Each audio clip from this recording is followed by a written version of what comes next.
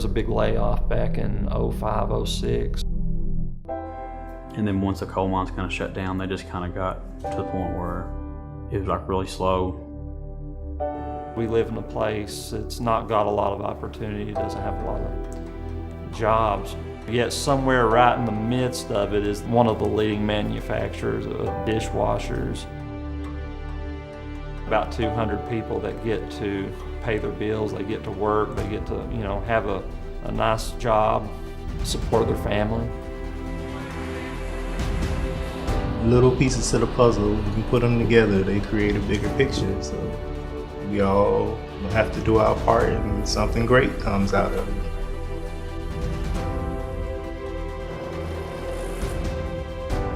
Just come here and work hard every day. We know what it takes to get the job done.